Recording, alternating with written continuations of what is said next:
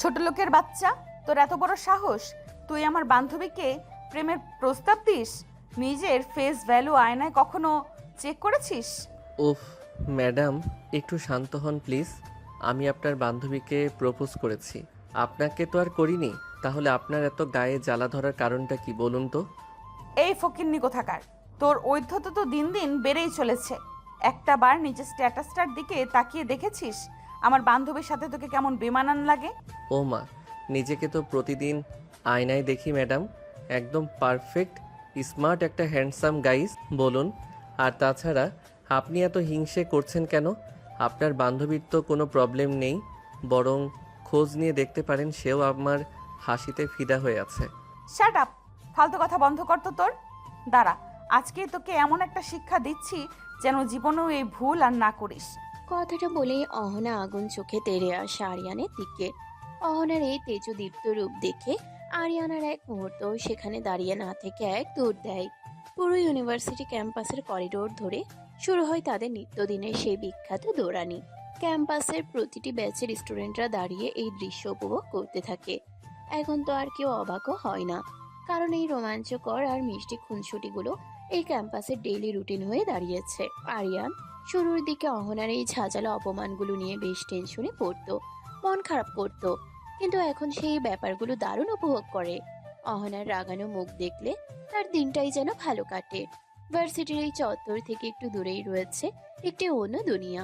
অহনা হলো দেশের শীর্ষস্থানীয় বিজনেসম্যান আনোয়ার চৌধুরীর একমাত্র অহংকারী রাজকন্যা স্বভাবের আদরের মেয়ে। আর ঠিক তাদের এই বিশাল রাজপ্রাসাদ সম বাড়ির সীমানার এক কোণে ছোট্ট সিমসাম একটা কটেজে বাস করে আরিয়ানদের পরিবার। আরিয়ানের বাবা দীর্ঘ বছর ধরে চৌধুরী পরিবারে বিশ্বস্ত চালক হিসেবে কাজ করে আসছেন। সে সুবাদে আরিয়ান আর অহনা একই আঙ্গিনায় বড় হয়েছে। বয়সে অহনা 1 বছরের সিনিয়র এবং ভার্সিটির একাডেমিক সেশনেও এক ধাপ এগিয়ে। সামাজিকতার মাপকাঠিতে তাদের মাঝে আকাশ পাতাল ব্যবধান থাকলেও ছোটবেলার এই খোলা মেলা সম্পর্ক তাদের ঝগড়াটাকে অন্য একটা লেভেলে নিয়ে গেছে। ক্যাম্পাসের চটজলদি দৌড়ানি শেষ করে আরিয়ান সোজা নিজের কটেজে ফিরে আসে। এদিকে ভার্সিটি থেকে বাড়ি ফেরার পরপরই অহনা সোজা গিয়ে নালিশ ঠুকে দেয় তার বাবা আনোয়ার চৌধুরীর কাছে। মেয়ের মুখে সব শুনে আনোয়ার সাহেব সঙ্গে সঙ্গে রাগে ফেটে পড়েন এবং নিজের ড্রয়িং রুমে ডেকে পাঠান আরিয়ানের বাবাকে। মতিন সাহেব, আপনার ছেলেকে একটু ডেকে পাঠান তো ড্রয়িং রুমে। শুনি সে নাকি আজকে ভার্সিটি ঠিক মাঝখানে এক অদ্ভুত কেলেঙ্কারি ঘটিয়ে ফেলেছে। কি বলছেন স্যার এইগুলা? দাঁড়ান, ওই বান্দরটাকে পেলে চশমা সহ সেদ্ধ করে ফেলবো। কত বড় স্পর্ধা হয়ে গেছে ওর! আরিয়ানের বাবা রাগে কাঁপতে কাঁপতে ঘর থেকে বের হয়ে এসে আরিয়ানকে এক প্রকার টেনে হিস্ট্রে ড্রয়িং রুমে হাজির করেন। ঠিক সেই মুহূর্তেই পাশের রুম থেকে ছুটে আসেন আরিয়ানের মা ও অহনার মা। আরে কি হয়েছে গো সাহেব? পোলাটারে এভাবে কেউ চট করে কলার ধরে টানে নাকি? ও আবার কি করলো?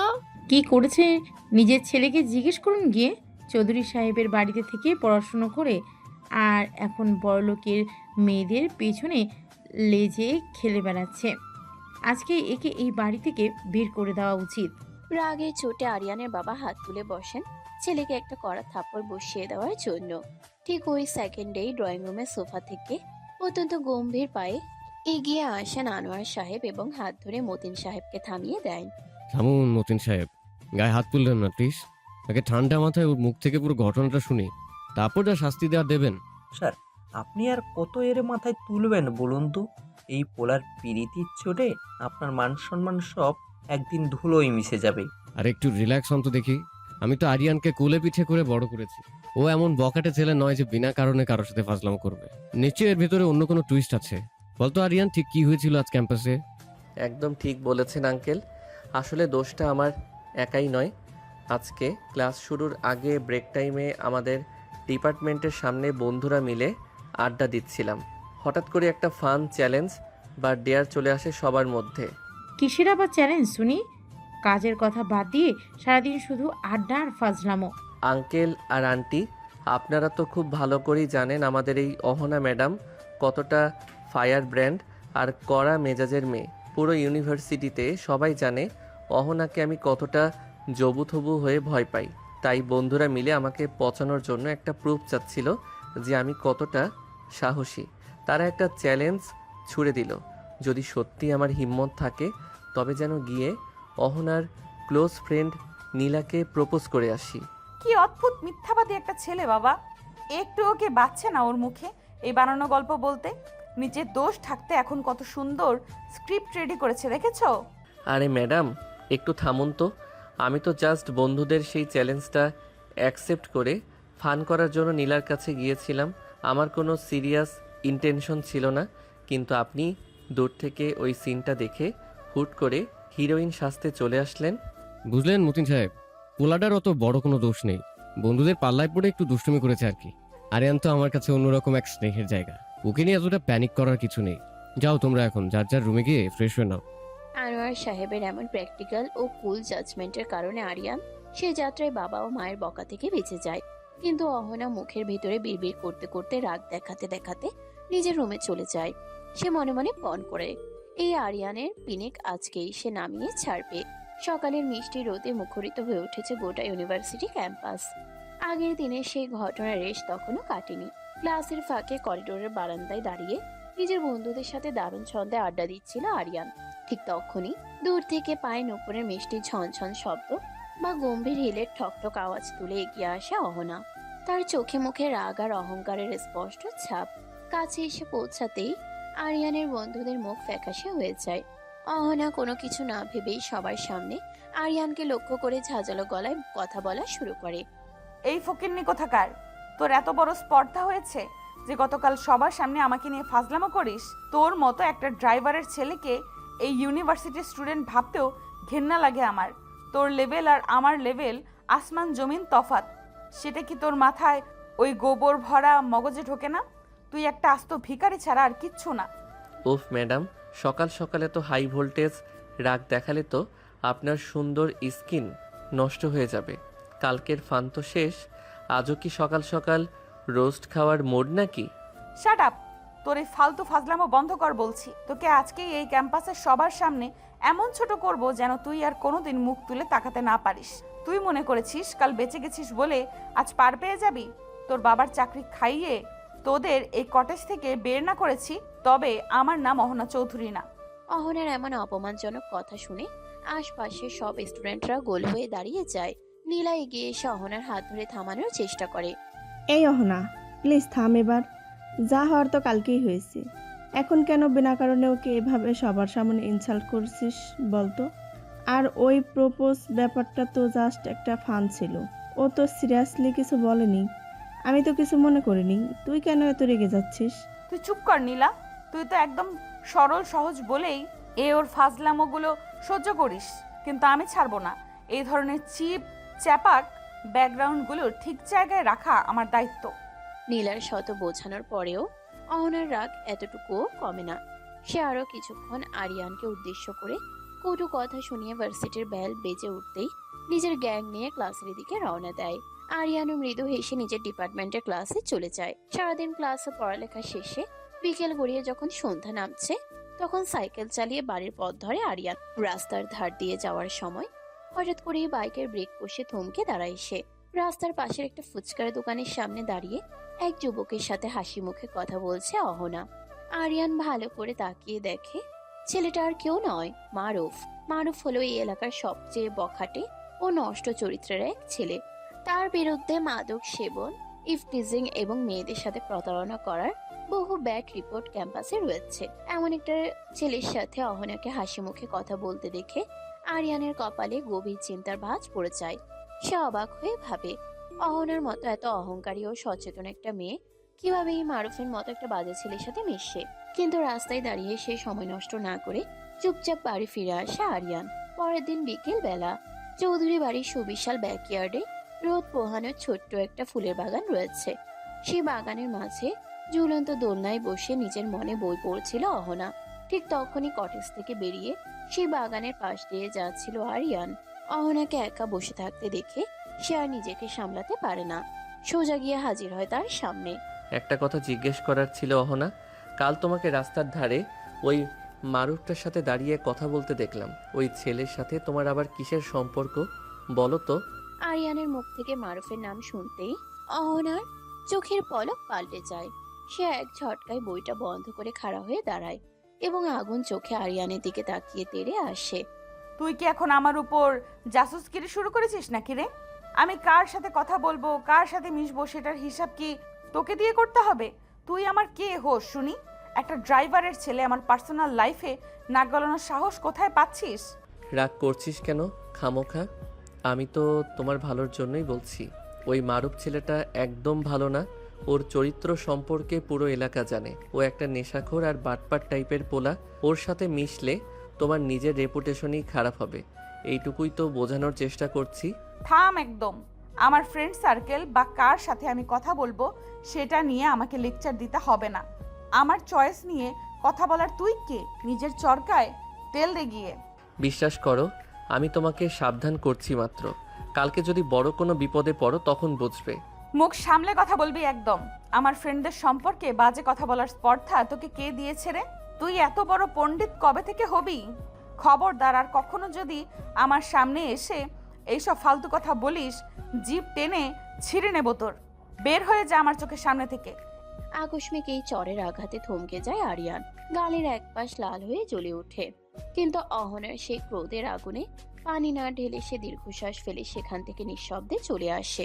অহনা ওর আগে থরথর করতে করতে সেখান থেকে নিজের ঘরের দিকে চলে যায়। পরের দিন সকালে ভার্সিটিতে পা রাখতেই পুরো ক্যাম্পাসে এক উৎসব মুখর পরিবেশের সৃষ্টি হয়। নোটিশ বোর্ডে বড় বড় অক্ষরে টাঙানো হয়েছে এক দারুণ খবর। এই মাসের 15 তারিখে ইউনিভার্সিটির বার্ষিক সাংস্কৃতিক অনুষ্ঠান ও ফাংশন অনুষ্ঠিত হবে। সেখানে নাচ, গান, নাটক সহ বিভিন্ন ক্যাটাগরিতে স্টুডেন্টদের পারফর্ম করতে হবে। আর এই পুরো কালচারাল ফাংশনের মূল কোঅর্ডিনেটর ও ডিরেক্টরের দায়িত্ব দেওয়া হয়েছে একমাত্র অহনাকে। সে পুরো ক্যাম্পাসের প্রতিটি ডিপার্টমেন্টে নোটিশ পাঠিয়ে জানিয়ে দিয়েছে যে কে কোন ইভেন্টে অংশ নিতে চায় তারা যেন দ্রুত তার নাম রেজিস্ট্রেশন করে নেয়। অহনা তার নিজের ডেস্কে বসে রেজিস্ট্রেশনের পেপারস গুছিয়ে কাজ করছিল। ঠিক তখনই করিডোর দিয়ে নিজের বন্ধুদের সাথে হেঁটে যাচ্ছিল আরিয়ান। অহনার চোখ হঠাৎ করে আরিয়ানের উপর পড়ে। তার মাথায় তখন একটা দুষ্টু বুদ্ধি খেলে যায়। সে সঙ্গে সঙ্গে উঠে দাঁড়িয়ে ডেকে বসে।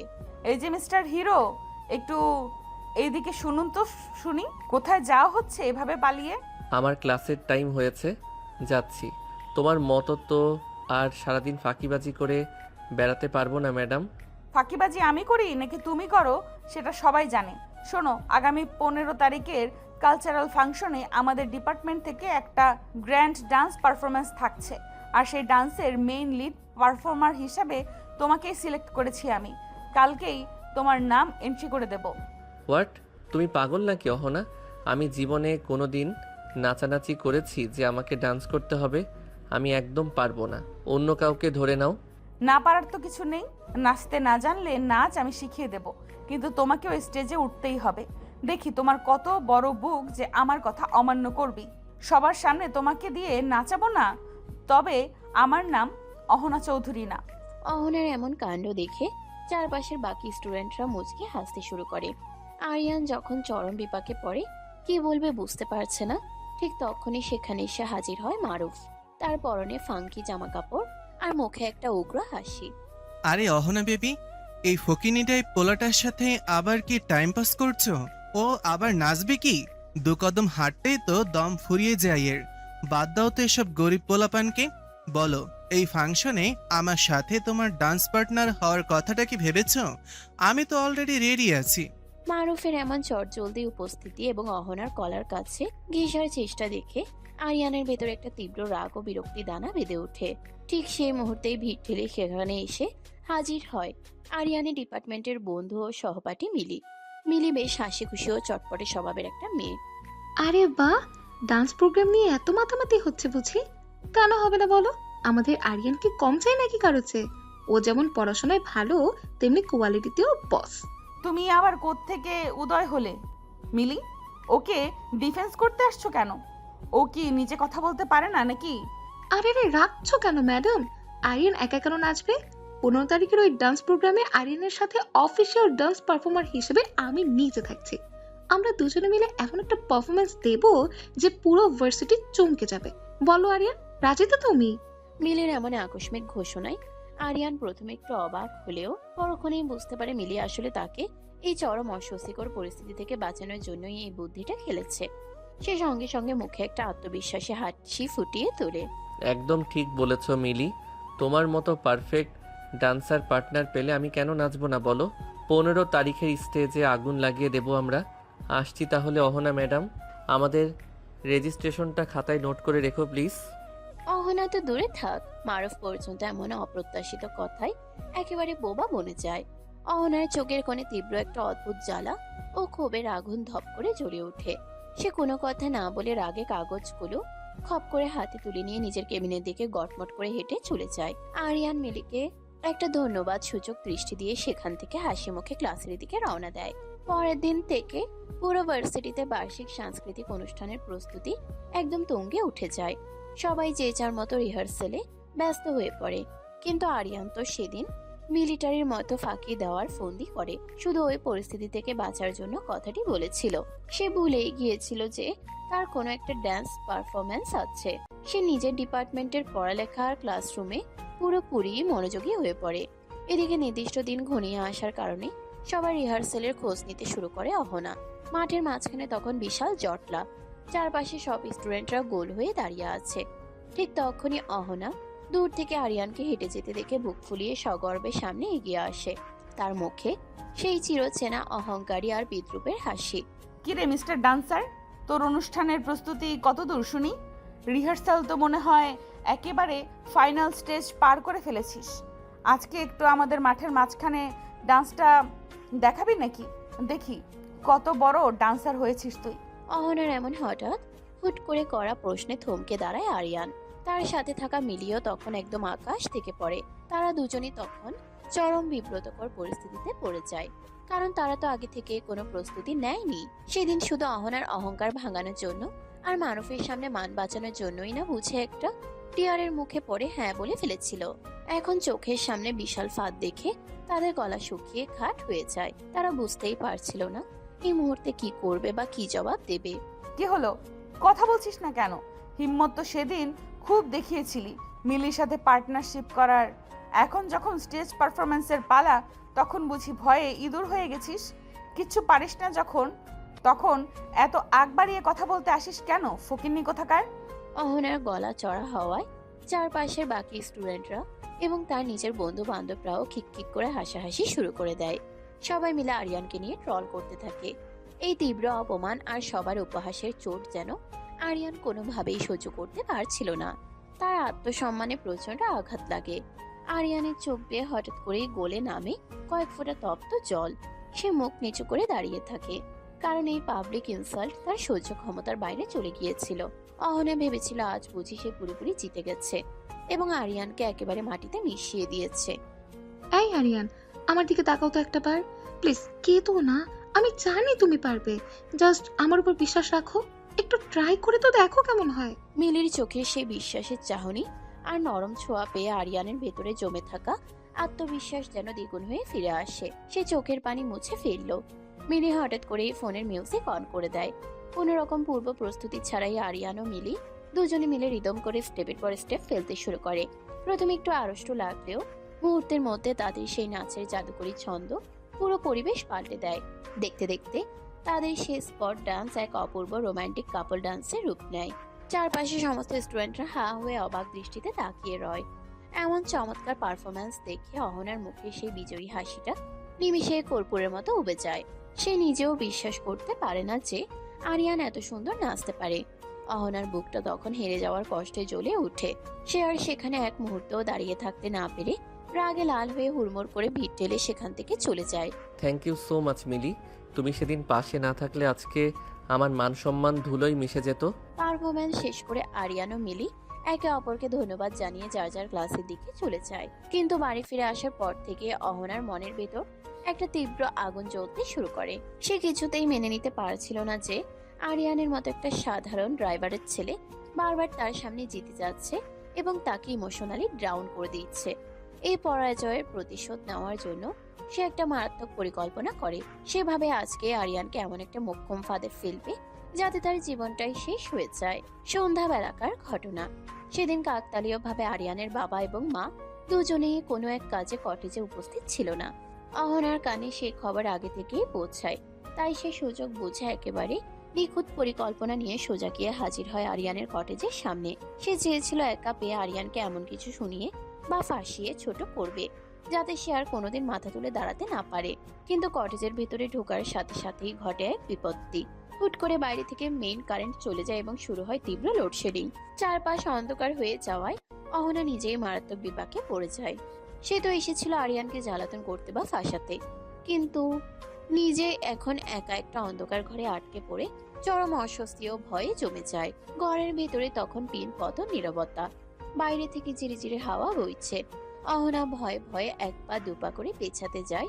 ঠিক তখনই ফ্লোরের একটা অসমান জায়গায় পা আটকে সে তার ব্যালেন্স সম্পূর্ণ হারিয়ে ফেলে। উফ মাগো!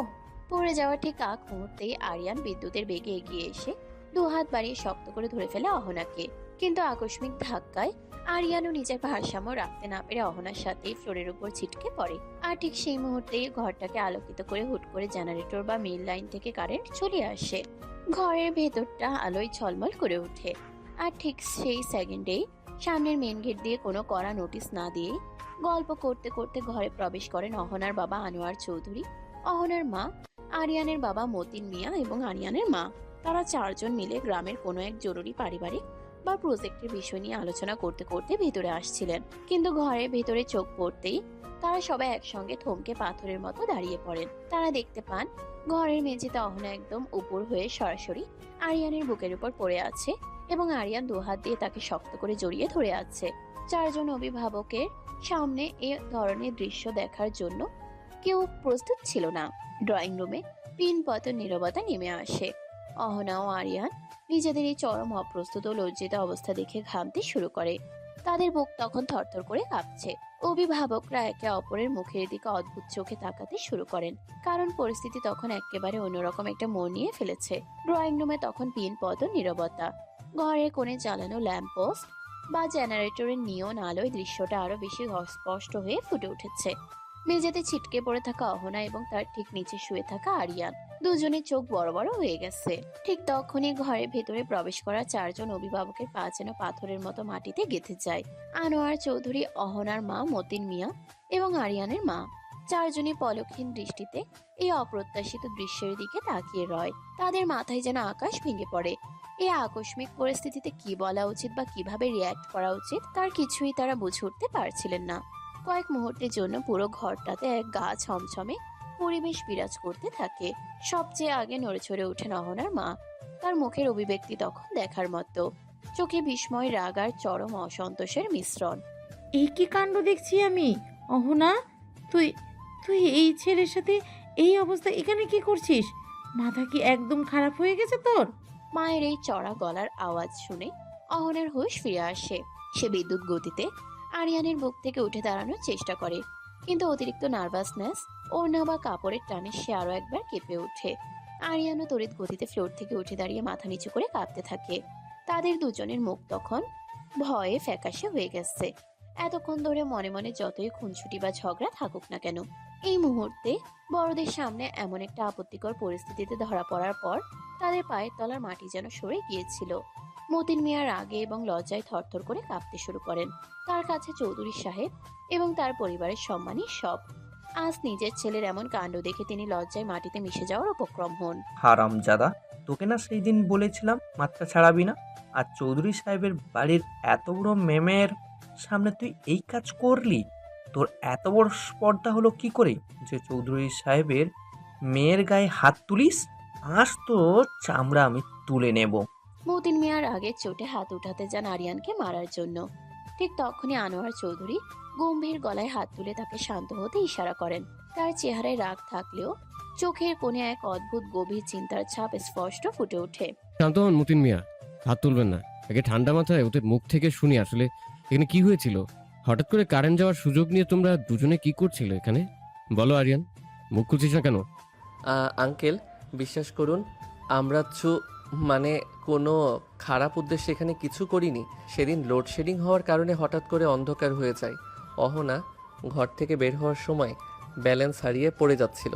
আমি জাস্ট ওকে সামলাতে গিয়েছিলাম, কিন্তু এই করতে গিয়েই আমরা একসাথে নিচে পড়ে যাই। এর বাইরে কিচ্ছু হয়নি। আঙ্কেল, বিশ্বাস করুন আমাদের। হ্যাঁ বাবা, একদম সত্যি বলছে ও। আমার পা ফ্লোরে কোথায় যেন আটকে গিয়েছিল, আমি পড়ে যাচ্ছিলাম বলেই ও আমাকে ধরেছিল। এর মধ্যে অন্য কোনো ভুল কিছু ছিল না বাবা, প্লিজ বিশ্বাস করো। অহনার মা অহনার দিকে চোখ রাঙিয়ে এগিয়ে আসেন এবং খপ করে তার হাত ধরে টেনে নিজের পাশে নিয়ে যান। চুপ কর, একদম মুখ বন্ধ রাখ। তোর লজ্জা হওয়া উচিত। একটা ড্রাইভারের ছেলের কটেজে তুই সন্ধ্যাবেলা একা একা কি করতে এসেছিস? তোকে কে পাঠিয়েছে এখানে? আর তুই নিজেই বা কেন এলি? আজ যদি আমরা ঠিক সময়ে এখানে এসে না পৌঁছাতাম, তবে তোদের এই লুকোচুরি কিসের রূপ নিত কে জানে। আমাদের মুখ পুরো সমাজে চিরকালের মতো চুনকালি মেখে দিলি তুই। অহনার মা এবং আরিয়ানের বাবার কথায় পুরো ঘরটা উত্তপ্ত হয়ে ওঠে। আরিয়ানের মা এক কোণে দাঁড়িয়ে ফোপাতে শুরু করেন। তিনি বুঝতে পারছেন যে পরিস্থিতি কোথায় গিয়ে ঠেকেছে। ছোট একটা ভুল বোঝাবুঝি বা আকস্মিক দুর্ঘটনা আজ দুই পরিবারের মান সম্মান এক নিমিষে ধুলোয় মিশিয়ে দিতে বসেছে। সাহেব, আমার এই পোলার পক্ষ থেকে আমি আপনাদের কাছে ক্ষমা চাচ্ছি। ও ভুল করে ফেলেছে, আপনারা ওকে ক্ষমা করে দিন। আমরা গরিব মানুষ হলেও এতখানি বেহায়া আমাদের রক্তে নেই। দুই পরিবারের এই বাহাস ও কান্নাকাটির মধ্যে আনোয়ার চৌধুরী এক পা এগিয়ে এসে ঘরের মাঝখানে গম্ভীরভাবে দাঁড়িয়ে পড়েন। তিনি চারপাশে একবার গভীর দৃষ্টিতে তাকান। তার মনের ভেতরে তখন একটা তীব্র হিসাব নিকেশ চলছে। তিনি ভালো করেই জানেন আজকের এই ঘটনা যদি কোনোভাবে কটেজের বাইরে গিয়ে পাড়ার বা ভার্সিটির লোকজনের কানে পৌঁছায়, তবে দেশের শীর্ষস্থানীয় বিজনেসম্যান আনোয়ার চৌধুরীর ইজ্জত আর ইমেজের 12টা বেজে যাবে। মানুষ মুখে মুখে নানান কল্প কাহিনী বানিয়ে প্রচার করবে। অহনার মতো এত বড় ঘরের মেয়ের বিয়ে নিয়ে সমাজে এক বিশাল কেলেঙ্কারি তৈরি হয়ে যাবে। সব দিক চিন্তা করে আনোয়ার চৌধুরী এক বিশাল ও চরম সিদ্ধান্ত নিয়ে ফেলেন। তিনি ঠান্ডা মাথায় কিন্তু অত্যন্ত কড়া সুরে সবাইকে থামিয়ে দেন। থামুন আপনারা সবাই। আর কান্নাকাটি বা চিল্লাপাল্লা করার লাভ নেই। যা ঘটার তো ঘটে গেছে। এখন যদি এই ঘটনা বাইরে চাউর হয়, তবে আমাদের এই পরিবারের মান সম্মান বলতে কিছু বাকি থাকবে না। সমাজ আমাদের ছি করবে আর অহনার নাম চিরদিনের মতো নষ্ট হয়ে যাবে। তাহলে এখন কি উপায় আনোয়ার? এই পোলার সাথে আমার মেয়ের নাম জড়িয়ে গেল, লোকে যদি চিনে যায়, না, আমি সহ্য করতে পারবো না। একটাই রাস্তা খোলা আছে এখন আমাদের সামনে। এই লজ্জার মাথা খাওয়ার হাত থেকে বাঁচার একমাত্র উপায় হলো অহনার আরিয়ানের বিয়ে দিয়ে দেওয়া। আনোয়ার চৌধুরীর মুখ থেকে এমন একটা বোমা বর্ষক কথা বের হওয়া মাত্র ড্রয়িং রুমে যেন একটা ছোটখাটো বিস্ফোরণ ঘটে যায়। চারজন অভিভাবক একে অপরের মুখের দিকে হা হয়ে তাকিয়ে রয়। আর সব থেকে বেশি শক খায় স্বয়ং অহনা এবং আরিয়ান। তাদের মাথা তখন ঘুরতে শুরু করে। তারা দুজনে একে অপরের দিকে এমন ভাবে তাকায় যেন কোনো এলিয়েনকে দেখছে। বাবা, তুমি পাগল হয়ে গেছো? এই ফকিন্নি ছেলের সাথে আমার বিয়ের কথা বলছো? যার সাথে আমি সারাদিন কুকুর বিড়ালের মতো ঝগড়া হয়, যাকে আমি সহ্যই করতে পারি না, তাকে আমি বিয়ে করব? নেভার, জীবনেও না। আমি এই বিয়ে মানি না। আঙ্কেল, আপনি জাস্ট কি বলছেন একটু ভেবে দেখেছেন? অহনা ম্যাডাম তো আমাকে দেখলে কচুকাটা করতে চায়, আর আমি তো ভয়ে ওর ছায়ার কাছ থেকেও দূরে থাকতে চাই। আমরা দুজন কোনোদিন একসাথে এক ছাদের নিচে এক মিনিটও টিকতে পারবো না। এই বিয়ে ইম্পসিবল। আমি কিছুতেই এই বিয়ে করব না। স্যার, আপনি কি সেন্সলেস হারিয়ে ফেলেছেন? আমার এই বাঁদরপোলা কোথায় আর আপনার রাজকন্যা কোথায়? ওদের দুজনের আকাশ পাতাল তফাৎ। ওদের বিয়ে দিলে তো একদিন খুনোখুনি লেগে যাবে। প্লিজ এমন ভুল সিদ্ধান্ত নেবেন না স্যার। আমি যে একবার বলে দিয়েছি সেটাই চূড়ান্ত সিদ্ধান্ত। কেউ আর এক শব্দও কথা বলবেন না। মতিন মিয়া, আপনাদের সাথে আমাদের সম্পর্ক অনেক বছরের। আরিয়ানকে আমি নিজের চোখের সামনে বড় করেছি। ওর রক্ত খারাপ না, জানি সেটা, আমি ভালো করেই বুঝি। কিন্তু আজ যা ঘটেছে, তারপর যদি মুখ রক্ষা করতে হয়, তবে এই বিয়েই একমাত্র সম্মানজনক পথ। আগামী সপ্তাহের মধ্যেই আমি বিয়ের সব আয়োজন পাকা করে ফেলবো। আনোয়ার চৌধুরীর এই অনমনীয় ও কঠোর সিদ্ধান্তের সামনে আর কারোর কোনো কথা বলার সাহস থাকে না। অহনা চোখের জলে ভাসতে ভাসতে নিজের রুমে দৌড়ে চলে যায় এবং বিছানায় উপর হয়ে সজোরে কাঁদতে শুরু করে। সে কিছুতেই মেনে নিতে পারে না যে তার সারা জীবনের অহংকার মাটিতে মিশে গিয়ে শেষ পর্যন্ত ওই ফকিন্নি স্বভাবের আরিয়ানের গলাতেই তাকে মালা পরাতে হবে। আর অন্যদিকে আরিয়ান নিজের কটেজের বারান্দায় এসে মাথায় হাত দিয়ে বসে পড়ে। দুই পরিবারের সিদ্ধান্তে বাধ্য হয়ে অহনা ও আরিয়ান একে অপরকে বিয়ে করে। চৌধুরী বাড়ির একটি আলাদা অ্যাপার্টমেন্টে তাদের সংসার শুরু হলেও সম্পর্কটা যেন দুই শত্রুর মতো। অহনা এ বিয়ে মেনে নিতে পারে না, আর আরিয়ানও তাকে এড়িয়ে চলে। ভার্সিটির কেউ তাদের এই গোপন বিয়ের কথা জানে না, কিন্তু ক্যাম্পাসে মুখোমুখি হলে তাদের মধ্যে এক অস্বস্তিকর নীরবতা কাজ করে। সামনে বার্ষিক অ্যানুয়াল ফাংশন থাকলেও অহনার মাঝে সে আগের মতো আর কোনো উল্লাস বা ছটফটানি নেই। ভার্সিটির ক্যান্টিনের এক কোণে বসে নীলা ও সুস্মিতার সাথে আড্ডা দিচ্ছিল অহনা।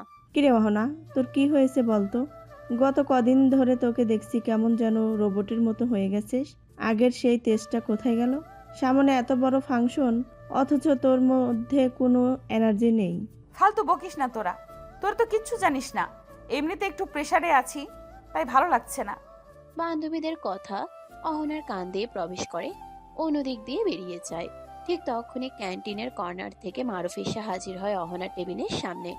কি রে অহনা বেবি, এত সুন্দর একটা ফেস মনে করে রাখলে কি চলে?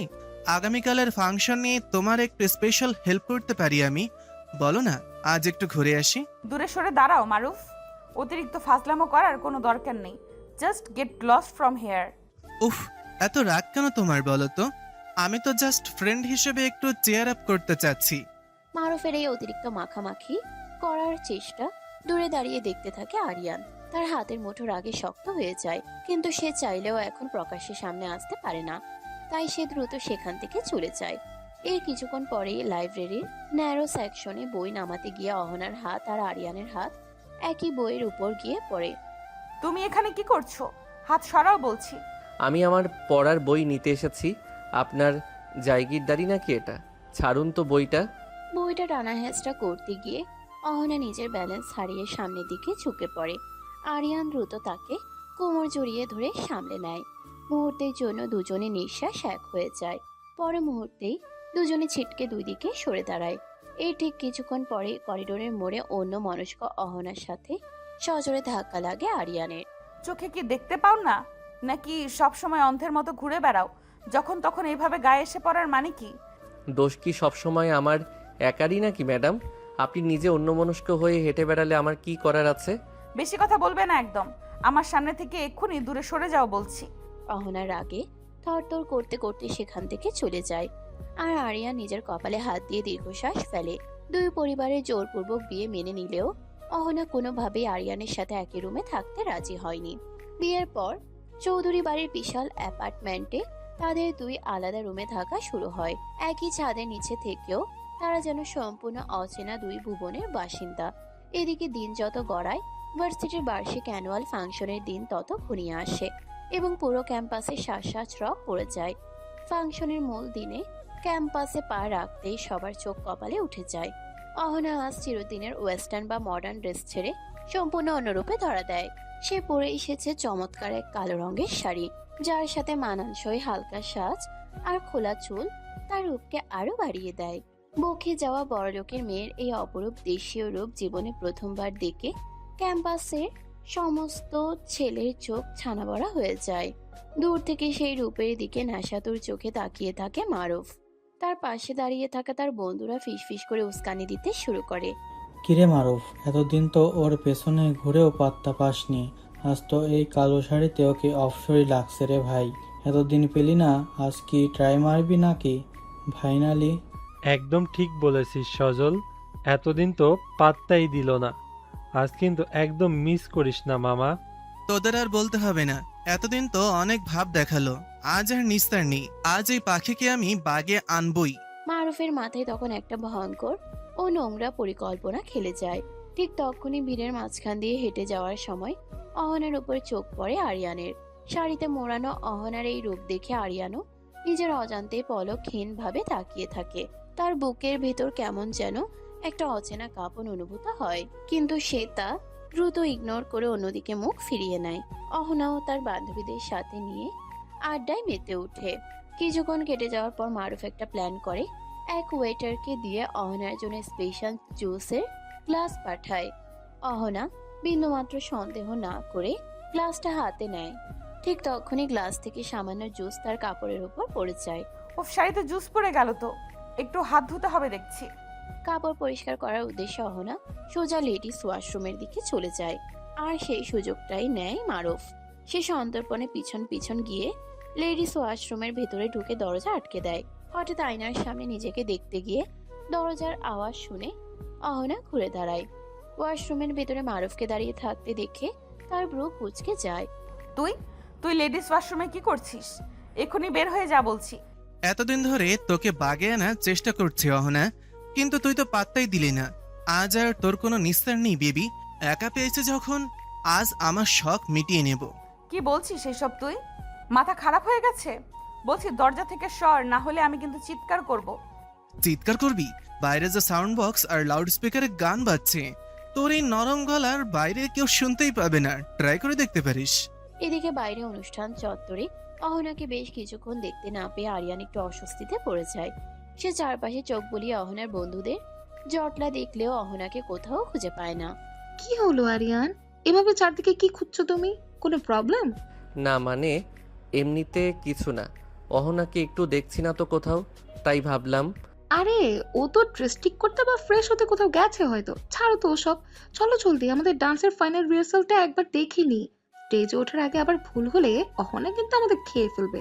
মিলের কথা শুনে আরিয়ান বাধ্য হয়ে স্টেজের দিকে এগোয়, কিন্তু তার মন টিকছিল না। একটু পরে মিলিকে বাহানা দিয়ে সে আবার রিহার্সাল থেকে বেরিয়ে আসে। করিডোর দিয়ে হাঁটতে হাঁটতে সে চলে আসে তুলনামূলক একটু নিরিবিলি লেডিস ওয়াশরুমের করিডোরের দিকে। তখনই ভেতরের দিক থেকে অহনার ভয়ে কাঁপানো চাপা চিৎকারের আওয়াজ তার কানে ভেসে আসে। ওয়াশরুমের ভেতরে মারুফ তখন বলপূর্বক অহনাকে ঝাপটে ধরার চেষ্টা করছে। অহনা নিজেকে ছাড়ানোর জন্য প্রাণপণ চেষ্টা করে কান্নাকাটি করছে, কিন্তু মারুফের লোলুপ হাত থেকে সে নিজেকে রক্ষা করতে পারছে না। বাইরে থেকে এই আওয়াজ পেতেই আরিয়ানের মাথায় রক্ত চড়ে যায়, তার চোখ লাল হয়ে ওঠে।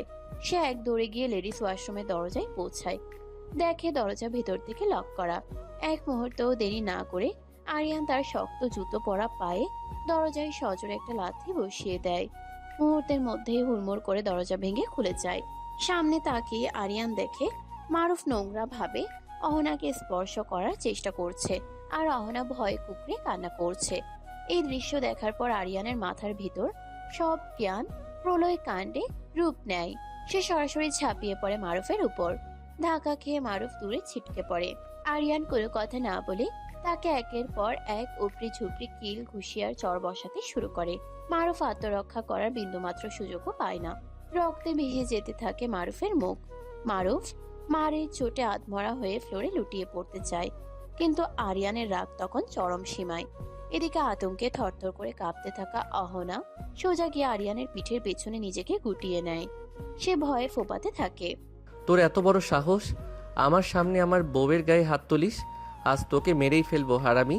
মারুফ বেদম মার খেয়ে এক পর্যায়ে জ্ঞান হারিয়ে মেঝেতে অজ্ঞান হয়ে পড়ে যায়।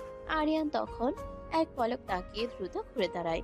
সে তার এক হাত দিয়ে ভয়ে কুকড়ে যাওয়া অহনাকে নিজের শক্ত বাহুর সাথে একদম শক্ত করে জড়িয়ে ধরে। কিছু হয়নি অহনা, একদম ভয় পাও না, আমি এসে গেছি তো, তোমার কিছু হবে না, প্লিজ শান্ত হও। আরিয়ান, আমাকে বাঁচাও, আমি খুব ভয় পেয়ে গেছিলাম। শান্ত হও বলছি, কিচ্ছু হয়নি। আমি যতক্ষণ বেঁচে আছি তোমার গায়ে কেউ হাত তোলার সাহস পাবে না, চলো আমার সাথে। অহনাকে নিজের বাহুডোরে শক্ত করে আঁকলে ধরে করিডোর পার করে নিরাপদে নিয়ে আসে আরিয়ান। মারুফ ততক্ষণে জ্ঞান হারিয়ে ওয়াশরুমের মেঝেতে মরার মতো পড়ে থাকে। ওয়াশরুমে সে ভয়াবহ আতঙ্ক থেকে অহনাকে উদ্ধার করে নিজের অ্যাপার্টমেন্টে নিয়ে আসে আরিয়ান। চৌধুরী বাড়ির গেটে পৌঁছানোর পর থেকেই অহনার বিধ্বস্ত ও কান্নায় লাল হয়ে যাওয়া মুখ দেখে বড়রা সবাই চিন্তায় পড়ে যান। অহনার মা ও আরিয়ানের বাবা ছুটে এসে তার চুল পোশাকের বেহাল দশা দেখে নানান প্রশ্ন করতে শুরু করেন। কি হয়েছে রে অহনা, তোর এমন অবস্থা কেন? চুলগুলো ছড়ানো, চোখে মুখে ভয়ের ছাপ কেন তোর? কার সাথে কি হয়েছে বলবি তো? বাবা আরিয়ান, কি হয়েছে একটু খুলে বল তো। ম্যাডামের এই রকম চেহারা কেন দেখছি আমরা? না আঙ্কেল, আসলে তেমন কিছু না, ফাংশনে ভিড়ের মধ্যে একটু প্যানিক অ্যাটাক হয়েছিল আর কি। এখন একদম ঠিক আছে, আপনারা চিন্তা করবেন না, আমি ওকে রুমে নিয়ে গিয়ে একটু ফ্রেশ করে দিচ্ছি। কোনো কথার সুযোগ না দিয়ে আরিয়ান নিজের শক্ত বাহুতে অহনাকে কোলে তুলে নেয় এবং সোজা নিজের রুমের দিকে হেঁটে যায়। তারপর তাকে নিজের বিছানায় আলতো করে শুয়ে দেয়। ভয়ে চোটে অহনা তখনও থরথর করে কাঁপছে, তার চোখ দিয়ে অনবরত জল গড়িয়ে পড়ছে। আরিয়ান তার মাথার চুলে পরম যত্নে হাত বুলিয়ে দিতে থাকে। শান্ত হও অহনা, কিচ্ছু হয়নি, আমি তো আছি তোমার কাছে, আর কেউ তোমার গায়ে হাত দিতে পারবে না। প্লিজ একটু ঘুমানোর চেষ্টা করো। আরিয়ানের হাতের সেই স্পর্শ আর অভয় বাণী পেয়ে ধীরে ধীরে অহনার চোখের পাতা ভারী হয়ে আসে। এক সময় সে কান্না মাখা মুখে আরিয়ানের পাশে ঘুমে আচ্ছন্ন হয়ে পড়ে। আরিয়ান তার পাশে জেগে বসে পাহারা দিতে থাকে যতক্ষণ না সে পুরোপুরি শান্ত হয়। এরপরে টানা 3 দিন অহনা ভার্সিটিতে আসে না। ঘরের কোণে নিজের রুমে নিজেকে গুটিয়ে রাখে। ঘটনার পর থেকে তার ভেতরে এক অদ্ভুত পরিবর্তন আসে। এদিকে চতুর্থ দিনে আরিয়ান ভার্সিটিতে পা রাখতেই মিলি এসে তার সামনে দাঁড়িয়ে বেশ অভিমানী সুরে অভিযোগ শুরু করে। কই উধাও হয়ে গিয়েছিলে বলো তো সেদিন আরিয়ান? তোমাকে না খুঁজে রিহার্সাল থেকে আমি একা কত বিপদে পড়েছিলাম জানো? সবাই আমাদের নিয়ে কি বিশ্রী হাসাহাসি করলো। ডান্সের ভয়ে তুমি নাকি মাঝপথে পালিয়েছো, এমন কথা সবাই বলা বলি করছিল। সরি মিলি, সেদিন আসলে জরুরি একটা কাজে হঠাৎ চলে আসতে হয়েছিল। কাউকে বলে আসার সুযোগ পাইনি। ওই ফালতু কথার দিকে কান দিও না তো। অন্যের কাজই তো হলো আমাদের পেছনে কথা বলা।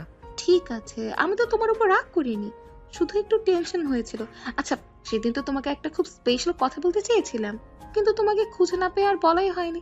চলো আমার সাথে পণ্ডিত মশাই, তোমাকে আজ একটা দারুণ জায়গায় নিয়ে যাব। মিলি আরিয়ানকে টেনে ক্যাম্পাসটা একদম শেষের দিকে শান্ত ও নিরিবিলি সেই পুরনো পুকুর পাড়ে সবুজ ঘাসের মাঠে নিয়ে আসে। চারপাশটা ফাঁকা থাকায় একটা রোমান্টিক পরিবেশ তৈরি হয়েছিল। হঠাৎ করেই মিলি আরিয়ানের সামনে এসে সোজা হয়ে দাঁড়ায় এবং কোনো কথা না বাড়িয়ে 2 হাত জোর করে হাঁটু গেড়ে বসে পড়ে। তার হাতে একটা ছোট লাল গোলাপ ফুল। জানি তুমি অবাক হচ্ছ আরিয়ান, কিন্তু আজ আর লুকিয়ে রাখতে পারবো না। তোমাকে প্রথম দিন থেকে আমার ভীষণ ভালো লেগেছে। তোমার এই কেয়ারিং স্বভাব, সততা সবকিছু আমার হৃদয়ে জায়গা করে নিয়েছে। তুমি কি আমার প্রপোজালটা একসেপ্ট করবে আরিয়ান? আমার লাইফ পার্টনার হবে? মিলির এমন আকস্মিক ও সরাসরি রোমান্টিক প্রপোজালে আরিয়ান পুরোপুরি হকচকিয়ে যায়। সে কি বলবে বা কিভাবে রিয়্যাক্ট করবে বুঝে উঠতে পারে না। ঠিক সেই মুহূর্তেই 3 দিন পর কড়া রোদ মাথায় নিয়ে ক্যাম্পাসে পা রাখা অহনা বান্ধবীদের সাথে হেঁটে হেঁটে ঠিক ওই পুকুর পাড়ের দিকে এগিয়ে আসছিল।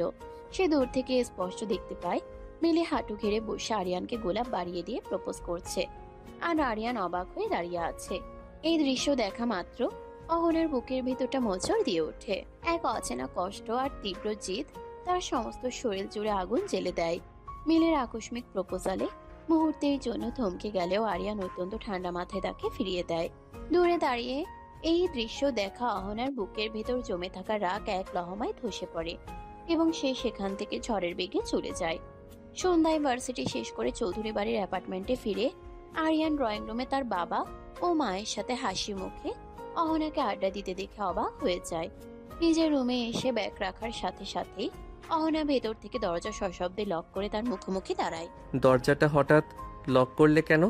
আর তোমার প্রবলেমটা কি বলো তো? প্রবলেম কি সেটা তুই খুব ভালো করেই জানিস আরিয়ান। আজ পুকুর পাড়ে ওই মেয়ের সাথে তোর রোম্যান্স দেখে আমার চোখ জুড়িয়ে গেছে। তুই কি ভেবেছিস আমি অন্ধ? তুই 5 বছর আগেও ঠিক এই একই নাটকটাই করেছিলি, আর আজও তোর সেই পুরনো স্বভাব একটুও বদলায়নি। তুমি কি আজে বাজে বকছো অহনা? 5 বছর আগে কি করেছি আমি, আর কার নাটকের কথা বলছো তুমি? নাটক করবি না আমার সামনে। তুই ভেবেছিস আমি তোকে সহজে ছেড়ে দেব? 5 বছর আগে তোর এই নোংরা মানসিকতার জন্য আমি তোকে মাফ করে দিয়েছিলাম, কিন্তু তার মানে এই না যে তুই বারবার একই ভুলের পুনরাবৃত্তি করবি।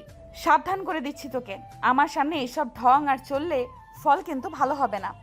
অহনার রাগে থরথর করতে করতে দরজা খুলে বেরিয়ে যাওয়ার পর আরিয়ানের মাথাতেই ঢুকে না সে কোন 5 বছর আগের ঘটনার কথা বলছে। এই ঘটনার পর একে অপরের ছায়া পর্যন্ত এড়িয়ে চলার কিছুদিন কাটতে না কাটতেই চৌধুরী বাড়িতে এসে হাজির হয় অহনার চাচাতো বোন সুমাইয়া। বেশ চটপটে ও আধুনিক স্বভাবের সুমাইয়া বাড়িতে পা রাখার পর থেকে আরিয়ানের আশেপাশে ঘুর করতে শুরু করে এবং চা বাড়িয়ে দেওয়ার বাহানায় তার সাথে অতিরিক্ত ঘেঁষাঘেঁষি করার চেষ্টা চালায়। ড্রয়িং রুমের কোণে দাঁড়িয়ে সুমাইয়ার এই ঢলাঢুলি স্বভাব আর আরিয়ানের সাথে তার সখ্যতা দেখে অহনার ভেতরটা রাগে জ্বলে পুড়ে যেতে থাকে। দুলাভাই, আপনাদের এই বড় অ্যাপার্টমেন্ট তো একা একা বেশ বোরিং লাগে। আমি আসাতে এখন বেশ জমজমাট লাগবে, তাই না? বলুন তো, আমার চা বানানোর হাত কেমন? থ্যাংক ইউ সুমাইয়া, চা ভালো হয়েছে। সুমাইয়া, তোর হাতের কাজ শেষ হলে একটু আমার রুমে আয় তো। বিনা কারণে মানুষের ঘাড়ে ঝুলে পড়ার কোনো দরকার নেই। ওমা আপু, আমি তো জাস্ট দুলাভাইয়ের সাথে একটু গল্প করছিলাম, এত রেগে যাচ্ছিস কেন? সুমাইয়ার এই অতিরিক্ত গায়ে পড়ে কথা বলা এবং আরিয়ানের আশেপাশে ঘুরঘুর করার স্বভাব অহনার সহ্য ক্ষমতার সমস্ত সীমা ছাড়িয়ে যেতে থাকে। দেখতে দেখতে কয়েকটা দিন কেটে যায়, কিন্তু সুমাইয়ার আচরণে বিন্দুমাত্র পরিবর্তন আসে না। উল্টো সে সুযোগ পেলেই নানান অজুহাতে আরিয়ানের সামনে গিয়ে হাজির হয়। সেদিন দুপুরের দিকে ড্রয়িং রুমে কেউ না থাকার সুযোগে সুমাইয়া সোজা গিয়ে বসে আরিয়ানের ঠিক পাশে, হাতে তার এক কাপ কফি। কি ব্যাপার দুলা ভাই, আপনি সব সময় গম্ভীর হয়ে বইপত্র নিয়ে কি করেন বলুন তো? একটু মুভি দেখতে পারেন না? আমার সাথে আড্ডা দিতে পারেন? একা একা বোর ফিল করবেন না বুঝি? না সুমাইয়া, আমার আসলে ভার্সিটির পড়াশোনা আর অ্যাসাইনমেন্টের বেশ চাপ থাকে, তাই একটু ব্যস্ত থাকতে হয়। তুমি বরং অহনার সাথে গিয়ে সময় কাটাও। আপু তো সারাক্ষণ কেমন যেন গোমরা মুখ করে নিজের রুমে বসে থাকে, তার চেয়ে বরং আমি আপনার সাথে একটু গল্প করি, কি বলেন? সুমাইয়া ঠিক এই কথা বলার সময় সুকৌশলে একটু ঝুঁকে পড়ে আরিয়ানের কাঁধে হাত রাখার চেষ্টা করে। সুমাইয়ার এমন অতিরিক্ত মাখামাখি ও গায়ে পড়ে কথা বলায় আরিয়ান ভীষণ অস্বস্তিতে পড়ে যায়। সে দ্রুত নিজের শরীরটাকে কিছুটা সরিয়ে নেয় এবং বিব্রত হয়ে চারপাশ দেখতে থাকে। আর ঠিক সেই মুহূর্তেই নিজের ঘর থেকে বের হয়ে ড্রয়িং রুমে প্রবেশ করে অহনা। নিজ চোখের সামনে এমন দৃশ্য দেখার পর অহনার ভেতরে সুপ্ত আগ্নেয়গিরি এক মুহূর্তেই বিস্ফোরিত হয়। সে আর এক মুহূর্তও নিজেকে ধরে রাখতে পারে না। বিদ্যুৎ গতিতে এগিয়ে এসে সজোরে সুমাইয়ার হাত ধরে এক টানে তাকে আরিয়ানের কাছ থেকে দূরে সরিয়ে দেয়। তোর এত বড় স্পর্ধা হয়েছে সুমাইয়া? কার গায়ে হাত দিস তুই? ভদ্রভাবে কথা বলছি বলে মাত্রা ছাড়িয়ে যাচ্ছিস দিন দিন। তোর যদি খুব বেশি আড্ডা দেওয়ার শখ হয়ে থাকে তবে নিজের বাড়িতে গিয়ে করবি। আমার স্বামীর আশেপাশে আর কখনো যদি তোকে এইভাবে খেসতে দেখেছি তবে তোর একদিন কি আমার 2 দিন। ও মা আপু, তুই হঠাৎ এত চড়া গলায় কথা বলছিস কেন? আমি তো জাস্ট দুলাভাইয়ের সাথে একটু মজা করছিলাম, এত জ্বলে ওঠার কি আছে? কিছু নেই। অহনা, তুমি হঠাৎ এত রেগে যাচ্ছ কেন? সুমাইয়া তো জাস্ট এমনিতেই। আমি নিজেই ভীষণ অস্বস্তিতে আছি। তুই একদম একটা শব্দ উচ্চারণ করবি না আরিয়ান। তোমার তো ওই মেয়ের পাশে এসে বসলে বেশ ভালোই লাগে তাই না? চুপচাপ নিজের রুমে গিয়ে দরজা বন্ধ করো বলছি। আর সুমাইয়া, আজকেই বলছি আমার চোখের সামনে থেকে এক্ষুনি চলে যা তোর রুমে। অহনার হঠাৎই রুদ্র মূর্তি দেখে সুমাইয়া ভয়ে এক প্রকার দৌড়ে ড্রয়িং রুম ছেড়ে পালিয়ে যায়। আর অহনার আগে থরথর করতে করতে নিজের রুমে গিয়ে সশব্দে দরজা বন্ধ করে দেয়। এতদিন ধরে সে নিজের রাগ আর অহংকার মনে চেপে রাখলেও সুমাইয়ার এই অতি ভক্তি দেখে সে আর নিজেকে ধরে রাখতে পারেনি। আরিয়ান একা দাঁড়িয়ে নিজের কপালে হাত দিয়ে দীর্ঘশ্বাস ফেলে। সে কিছুতেই বুঝতে পারে না অহনার ভেতরে এই হঠাৎ করে এত হিংসা বা অধিকার বোধ কোথা থেকে জন্ম নিচ্ছে, অথচ মুখে সে সবসময় তাকে ঘৃণা করার অভিনয় করে যায়। পরের দিন ভার্সিটিতে পা রাখতেই অহনার মাথাটা যেন আরো গরম হয়ে যায়। করিডোরের ঠিক মাঝখানে দাঁড়িয়ে মিলি আরিয়ানের সাথে হাসি মুখে কিছু একটা নিয়ে কথা বলছে। এই দৃশ্যটা দেখা মাত্রই অহনার বুকের ভিতর জমে থাকা সমস্ত রাগ উপচে পড়ে। সে আর এক মুহূর্তের জন্যও নিজের রাগ সংবরণ করতে পারে না। সোজা হেঁটে গিয়ে সে গিয়ে দাঁড়ায় আরিয়ানের ঠিক সামনে। চারপাশে ছাত্রছাত্রীদের জটলার তোয়াক্কা না করে সে সজোরে একটা চড় বসিয়ে দেয় আরিয়ানের গালে। তোর সমস্যাটা কি বলতো আরিয়ান? একটা কথা পরিষ্কার করে কানে ঢুকিয়ে রাখ। বিবাহিত হওয়ার পরেও মেয়েদের সাথে এইভাবে ছুকছুক করে বেড়ানোর শখ কেন তোর? 5 বছর আগেও তুই ঠিক একই কাজ করেছিলি। তুই কি জানতি না আমি ছোটবেলা থেকে তোকে কতটা ভালোবাসতাম? তোকে ছাড়া আমি দুনিয়ার আর কিচ্ছু বুঝতাম না। আমাদের বন্ধুত্বটা তখন কতটা সুন্দর ছিল। শুধু তুই আমার জুনিয়র ছিলি বলে মুখের ওপর ভালোবাসি কথাটা বলতে পারিনি। কিন্তু তুই কি করলি? সুমাইয়া যখন আমাদের বাড়িতে বেড়াতে আসলো সেদিন রাতে তোদের ওই অবস্থা দেখার পর থেকে আমি ঘৃণা করতে শুরু করলাম তোকে। অহনার এই হঠাৎ বিস্ফোরণে চারপাশে সবাই থমকে যায়। মিলিত ভয়ে ও লজ্জায় আড়ষ্ট হয়ে একপাশে সরে দাঁড়ায়। আরিয়ান নিজের গাল চেপে ধরে পাথর হয়ে দাঁড়িয়ে থাকে। বিয়ের পরেও ভেবেছিলাম তুই হয়তো শুধরে যাবি, ভালো হয়ে যাবি, কিন্তু না। আজও ভার্সিটি এসে এই মেয়ের সাথে তোর সেই একই ঢলাঢলি। তোর চরিত্র এত খারাপ কিসের জন্য আরিয়ান? আর আমি এক মুহূর্ত এখানে দাঁড়াবো না। কথাগুলো এক নিঃশ্বাসে বলে অহনা সেখান থেকে ঝড়ের বেগে পা চালিয়ে ক্যাম্পাস ছেড়ে বেরিয়ে যায়। আরিয়ান হতভম্ব হয়ে দাঁড়িয়ে থাকে। তার মাথায় কিচ্ছু ঢোকে না যে অহনা আসলে কি সব আজে বাজে বকছে। 5 বছর আগে কি হয়েছিল? সুমাইয়াকে নিয়ে সে কোন রাতের কথা বলছে? বিন্দুমাত্র সময় নষ্ট না করে আরিয়ান দ্রুত অহনার পিছু পিছু ছুটতে শুরু করে। ক্যাম্পাসের একটু দূরে একটা তুলনামূলক নিরিবিলি গাছপালার রাস্তা দিয়ে অহনা দ্রুত হেঁটে যাচ্ছিল। ঠিক তখনই আরিয়ান দৌড়ে গিয়ে তার পথ আটকে দাঁড়ায়। 1 মিনিট দাঁড়াও অহনা, এভাবে পালিয়ে বেড়াচ্ছ কেন? আজ আমাকে সব খুলে বলতে হবে। 5 বছর আগে কি হয়েছিল আমি তো কিচ্ছু বুঝতে পারছি না। সুমাইয়াকে নিয়ে তুমি সেদিন রাতে কি দেখেছিলে আমাকে পরিষ্কার করে বলো। নাটক করবি না আমার সামনে। 5 বছর আগের সেই রাতের কথা ভুলে গেছিস তুই? সেদিন ছাদের উপর তুই সুমাইয়াকে জড়িয়ে ধরে দাঁড়িয়েছিলি না? তুই সুমাইয়াকে কিস করেছিলি না চোখের সামনে? আমি নিজের চোখে দেখেছিলাম সব। সুমাইয়াকে আমি কিস করছিলাম? তুমি মাথা খারাপ করেছো অহনা। তুমি সেদিন রাতে ছাদে ছিলে নাকি? হ্যাঁ, আমি ছিলাম। তোদের ওই নোংরা রোম্যান্স দেখার পরেই আমি চিরকালের মতো তোকে জীবন থেকে মুছে দিয়েছিলাম।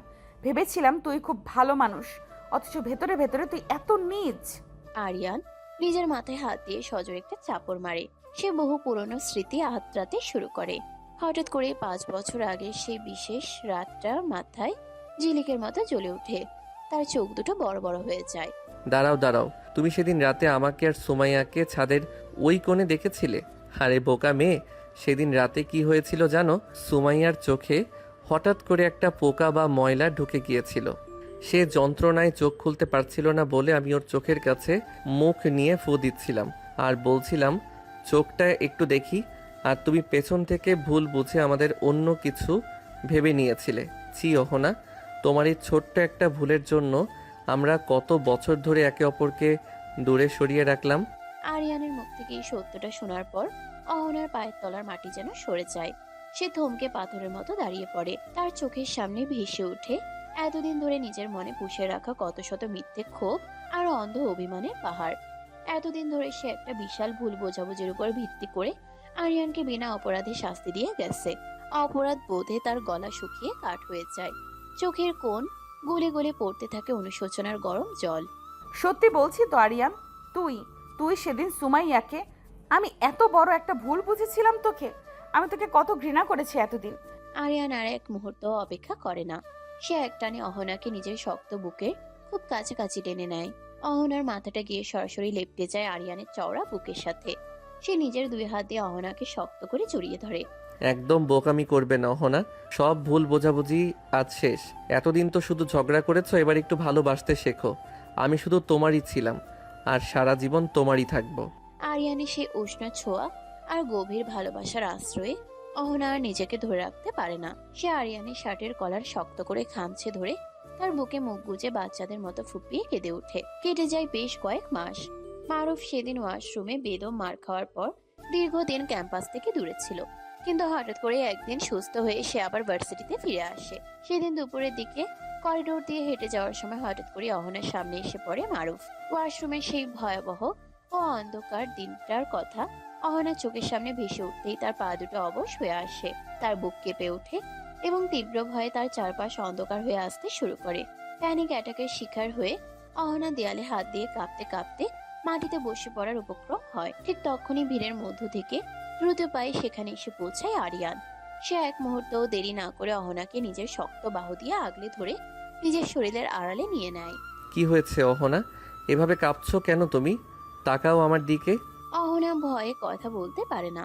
সে থরথর করে কাঁপতে কাঁপতে আরিয়ানের শার্টের কলার শক্ত করে খামচে ধরে তার বুকে মুখ লুকিয়ে ফেলে। আরিয়ানের এই সুদূর উপস্থিতি অহনাকে কিছুটা হলেও আশ্বস্ত করে। ঠিক তখনই তাদের সামনে কুৎসিত হাসি হেসে এগিয়ে আসে মারুফ। তার চোখে মুখে প্রতিশোধের আগুন জ্বলছে। বাহ, কি দারুণ রোমাঞ্চ চলছে দেখছি। সেদিন ওয়াশরুমে তো খুব বাঁচিয়ে দিয়েছিলি তোর এই তথাকথিত বয়ফ্রেন্ড বা গার্ডিয়ান, কিন্তু আজ তোকে বাঁচানোর কেউ নেই অহনা। সেদিন যে অপমান তুই আমাকে করেছিলি, আজ তার পাই পাই করে সুদ নেব। আর তোর এই হিরোটাকে আজ সবার সামনে এমন শিক্ষা দেব যে ও আর কোনো দিন তোর দিকে চোখ তুলে তাকাতেও সাহস পাবে না। মারুফ কথাটি শেষ করার সাথে সাথে পকেট থেকে একটা ধারালো চাকু বের করে সরাসরি আরিয়ানের উপর চড়াও হয়, কিন্তু আরিয়ান এক মুহূর্তের জন্যও ঘাবড়ে যায় না। সে ক্ষিপ্র গতিতে মারুফের হাত ধরে মোচড় দিয়ে ফেলে। শুরু হয় দুপক্ষের এক হাতাহাতি ও ধস্তাধস্তি। ততক্ষণে তাদের চারপাশ ঘিরে কৌতূহলী ছাত্রছাত্রীদের বিশাল জটলা তৈরি হয়ে গেছে। মিলি সুজল আকাশ সহ ভার্সিটির সমস্ত শিক্ষক ও শিক্ষার্থীরা ছুটে আসে সেখানে। মারুফ মাটিতে পড়ে গিয়েও রাগে চেঁচাতে শুরু করে। ছেড়ে দে আমাকে বলছি। এই অহনা আর আরিয়ান কোনো সাধারণ ফ্রেন্ড নয়, এরা স্বামী স্ত্রী। এদের অলরেডি বিয়ে হয়ে গেছে। এতদিন এরা নিজেদের বিয়ের কথা সবার থেকে লুকিয়ে রেখেছিল। মারুফের এই বিস্ফোরক চিৎকার শোনার পর পুরো ভার্সিটি প্রাঙ্গণে পিনপতন নীরবতা নেমে আসে। সবাই হতবাক হয়ে একে অপরের মুখের দিকে তাকাতে থাকে। মিলি তো নিজের কানকে বিশ্বাসই করতে পারছে না। তার পাশের গুঞ্জন বাড়তে থাকে যে অহনা ও আরিয়ান কি সত্যি স্বামী স্ত্রী। এদিকে আরিয়ান মারুফকে মাটিতে চেপে ধরে তার কলার ধরে সজোরে একটা ঘুষি বসিয়ে দেয়। আমার বউয়ের দিকে তো দূরের কথা, তার দিকে কুনজরে তাকানোর সাহস যদি তুই বা তোর মতো কেউ আর কখনো দেখাস, তবে আজ তোকে প্রাণে মেরে ফেলতে দুবার ভাববো না। উপস্থিত সকল শিক্ষক ও প্রিন্সিপাল মহোদয় দ্রুত সেখানে এসে পরিস্থিতি নিয়ন্ত্রণে নেন। মারুফের এই জঘন্য অপরাধ ও অতীতে মেয়েদের সাথে কুচক্রী আচরণের সমস্ত প্রমাণ সহ তাকে সাথে সাথে পুলিশে সোপর্দ করা হয়। পুলিশ এসে মারুফকে হাতকড়া পরিয়ে ক্যাম্পাস থেকে তুলে নিয়ে যায়। মারুফের করা এই জনসমক্ষে উন্মোচনের পর আর কোনো রাগঢাক থাকে না। পুরো ভার্সিটি এক নিমিষে জেনে যায় যে অহনা ও আরিয়ান কেবল সহপাঠী বা বন্ধু নয়, তারা একে অপরের স্বামী স্ত্রী। ছাত্রছাত্রীদের ফিসফিসানি আর গুঞ্জনের মাঝে আরিয়ান কোনো কিছু লুকোনোর চেষ্টা না করে সবার সামনে অত্যন্ত অহংকার ও পরম যত্নে থরথর করে কাঁপতে থাকা অহনার হাত নিজের শক্ত মুঠোর মধ্যে তুলে নেয়। সে অহনাকে নিজের দেহের আড়ালে সুরক্ষিত রেখে ভিড় ঠেলে সোজা ক্যাম্পাস থেকে বেরিয়ে গাড়ির দিকে এগিয়ে চলে। নিজের রুমের বারান্দার গ্রিল ধরে আনমনে দাঁড়িয়েছিল অহনা। তার মন খারাপের মেঘ এখনো পুরোপুরি কাটেনি। ঠিক তখনই পিছন থেকে চেনা সুভাষ আর উষ্ণতার ছোঁয়া টের পায় সে। এক পলক ঘুরে দাঁড়ানোর আগে আরিয়ান খুব যত্নে পেছন থেকে অহনাকে নিজের বাহুডোরে জড়িয়ে ধরে। তার চওড়া বুক আর শক্ত বাহুর প্রাচীর অহনার সমস্ত ভয় নিমিষেই উড়িয়ে দেয়। এখনো ওই ঘটনার কথা ভেবে ভয় পাচ্ছ, তাই না? আমি তো বলেছি, যতদিন আমি তোমার পাশে আছি তোমার গায়ে একটা আঁচড়ও কেউ লাগাতে পারবে না। সেদিন সত্যি বলছি আরিয়ান, যখন মারুফকে আমার সামনে দেখেছিলাম আমার মনে হয়েছিল সেই ওয়াশরুমের দিনটা আবার ফিরে এসেছে। আমার নিঃশ্বাস বন্ধ হয়ে আসছিল। যদি সেদিন তুমি সময় মতো না পৌঁছাতে। ওসব বাজে কথা একদম মুখে আনবে না বলছি। যা হয়ে গেছে তা শেষ। আজ থেকে তোমার ওই অতীতে শুধু আমি থাকবো, অন্য কেউ না। আর আজ তো পুরো ভার্সিটি জেনে গেছে তুমি কার বউ, তাই না? সুতরাং লুকোচুরির দিন শেষ। আরিয়ানের এই মিষ্টি ও অধিকার বোধের কথা শুনে অহনার শুকনো ঠোঁটে এক চিলতে লজ্জিত হাসি ফুটে ওঠে। সে আস্তে করে ঘুরে দাঁড়িয়ে নিজের দুই হাত দিয়ে আরিয়ানের গলা জড়িয়ে ধরে। তুমি এত পজিটিভ কেন বলো তো? আগে তো সারাক্ষণ আমার সাথে ঝগড়া করতে, আর এখন একদম গলে জল হয়ে গেছিস। ঝগড়া তো শুধু তোমার ওই অহংকার ভাঙার জন্য করতাম, কিন্তু তুমি যে আসলে কতটা নরম মনের একটা বোকা মেয়ে তা কি আর আমি জানতাম না? তাছাড়া আমার বউকে রক্ষা করার অধিকার তো শুধু আমারই। আরিয়ান আর এক মুহূর্ত অপেক্ষা করে না। সে খুব আলতোভাবে নিজের উষ্ণ ঠোঁট নামিয়ে আনে অহনার কপালে। দীর্ঘদিনে লুকিয়ে থাকা সব দূরত্ব, সমস্ত ভুল বোঝাবুঝি আর মান অভিমানের বরফ আজ এই একটা ছোঁয়ায় চিরকালের মতো গলে জল হয়ে যায়। অহনা চোখ বন্ধ করে আরিয়ানের বুকের সাথে আরো গভীরভাবে সেটে যায়। বাইরের বসন্তের বিকেলে নরম রোদ এসে ছুঁয়ে যায় তাদের দুজনের ভালোবাসা। সেদিন রাতের খাবার সেরে অহনা যখন নিজের রুমের ড্রেসিং টেবিলের সামনে চুল মুছতে ব্যস্ত, ঠিক তখনই কোনো টোকা না দিয়ে রুমের ভিতরে ঠেলে প্রবেশ করে আরিয়ান। তার পরনে একটা হালকা নীল রঙের ক্যাজুয়াল শার্ট, হাতাটা কোনোই পর্যন্ত গোটানো। আয়নাতেই অহনার সাথে তার চোখাচোখি হয়। অহনা মুহূর্তের জন্য থমকে গিয়ে দ্রুত দৃষ্টি সরিয়ে নেয়। এইভাবে হঠাৎ করে বিনা অনুমতিতে রুমে ঢুকে পড়লে কেন? দরজা লক করা ছিল না বলে কি যখন তখন চলে আসতে হবে নাকি? নিজের বউয়ের রুমে আসার জন্য কি আবার অ্যাপয়েন্টমেন্ট নিতে হবে নাকি ম্যাডাম? তাছাড়া আজ তো আর লুকোচুরির কিছু নেই, পুরো ভার্সিটি জানে তুমি কার। তাহলে এই খামোখা রাগ দেখাচ্ছ কেন বলো তো? বেশি কথা বলবি না তো। জাস্ট এক কদম পেছনে সরে দাঁড়া বলছি। তোর এই অতিরিক্ত মাখামাখি আমার একদম ভালো লাগে না। ভালো না লাগলেও এখন থেকে অভ্যাস করে নিতে হবে, কারণ তোমার এই রাগি রাগি মুখটাই আমার সবচেয়ে বেশি ভালো লাগে। কথাটি বলে আরিয়ান এক মুহূর্ত সময় নষ্ট না করে অহনার আরো কাছাকাছি এগিয়ে আসে। সে দুই হাত দিয়ে অহনার দুই কাঁধ শক্ত করে ধরে নিজের শরীরের সাথে একেবারে মিশিয়ে নেয়।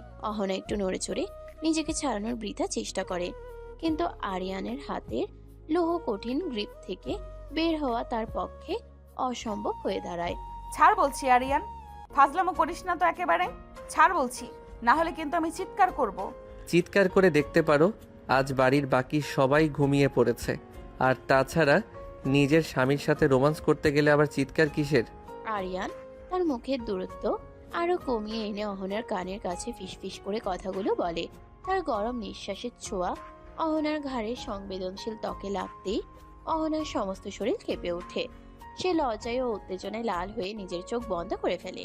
আরিয়ান অত্যন্ত সুকৌশলে অহনার মুখের উপর ঝুলে থাকা এক গুচ্ছ চুল সরিয়ে তার কানের পেছনে গুজে দেয়। তুই না শুধরাবি না কোনোদিন। সারাক্ষণ শুধু কিভাবে জ্বালানো যায় সেই ফিরিক করিস। জ্বালাচ্ছি কোথায়? এটা তো ভালোবাসা।